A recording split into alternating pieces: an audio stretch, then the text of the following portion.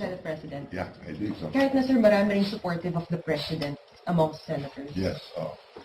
By and large, many of us, someone in the majority, are supportive of the President, but not in everything.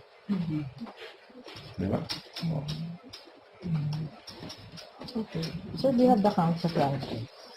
How many will be supporting your I don't have the count, but I think more or less, tama ang majority leader. We have 17, 18, then about, maybe even higher than 17. Enough to pass. Enough to pass. Tumakas natin.